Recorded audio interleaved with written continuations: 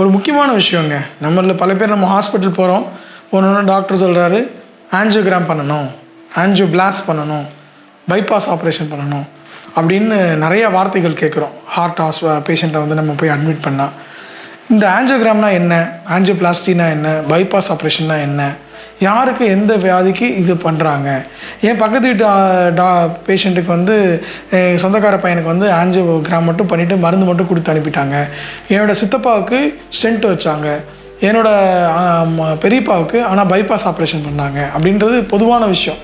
ஏன் ஒரே முறையான வைத்தியத்தை எல்லாருக்கும் பண்ண முடியாதா? ஏன் இந்த வைத்தியம் வேறுபாடாகுது, யாருக்கு எந்த வைத்தியம் பண்ணுறோம் அப்படின்றத நம்ம புரிஞ்சுக்கணுன்றது மிக மிக அவசியம். ஏன்னா நாளைக்கு நமக்கு தெரிஞ்சவங்க ஒருத்தருங்களே ஐசியூவில் அட்மிட் ஆகிருப்பாங்க, டாக்டர் வந்து ஸ்டென்ட் வைக்கணும் இல்லை சர்ஜரி பண்ணணும்னு சொல்லுவார். அப்போ ஏன் அப்படி சொல்கிறாங்கன்றதை நம்மளால் புரிஞ்சிக்க முடியணும்.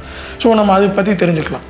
ஃபஸ்ட்டு காமனாக நான் நிறையா பேஷண்ட் நினைக்கிறது வந்து, நான் வந்து சொல்லுவேன் இந்த மாதிரி ட்ரெட்மில் பாசிட்டிவாக இருக்குங்க, இந்த மாதிரி நம்ம ஆஞ்சியோகிராம் பண்ணி பார்க்குறது நல்லது அப்படின்னு சொன்னால், மக்கள் நிறைய பேர் நினச்சிக்கிறாங்க ஆஞ்சியோகிராம்ன்றது வந்து வைத்திய முறை அப்படின்னு நினச்சிக்கிறாங்க. ஆனால் நீங்கள் எல்லோரும் என்ன தெரிஞ்சுக்கணுன்னா, ஆஞ்சியோ அப்படின்னு சொல்கிறது வந்து டயக்னோஸ்டிக் டெஸ்ட். எப்படி ஒரு சிடி ஸ்கேன் எடுக்கிறாங்களோ, எம்ஆர்ஐ ஸ்கேன் எடுக்கிறாங்களோ, அது மாதிரி அது ஒரு டெஸ்ட்டு பண்ணி இரத்த குழாயில் அடைப்பு இருக்கா இல்லையான்னு டெஸ்ட்டு மட்டும்தான் பண்ணுறோம். அது வைத்திய முறை கிடையாது. ஸோ ஒரு ஆஞ்சியோகிராம்ன்றது ஒரு கை நாணம் மூலமாகவோ, தொடையில் இருக்க நாணம் இரத்த நாணம் மூலமாகவோ நாங்கள் பண்ணுவோம். இந்த மாதிரி ஆஞ்சியோகிராம் பண்ணும்போது இரத்த குழாயில் நான் சொல்லியிருக்கேன் இல்லையா, ஏற்கனவே இருதயத்துக்கு மேஜராக 3 இரத்த குழாய்கள் இருக்குது. இருதயத்தோட முன்புறத்தில் 2 இரத்த குழாய்களும் பின்புறத்தில் ஒரு இரத்த குழாயும் இருக்குதுன்னு சொல்லியிருக்கேன். அந்த 3 இரத்த குழாயையும் படம் எடுப்போங்க. அவ்வளோதான் ஆஞ்சியோகிராம்ன்றது. வேறு ஆங்கிளில் எடுப்போம். இது எடுக்கக்கூடிய சாதனம் பேர் கேத் லேப். இது யூஸ்வலாக பார்த்தீங்கன்னா ஆப்ரேஷன் தியேட்டர்களில் தான் பொருத்தப்படுது.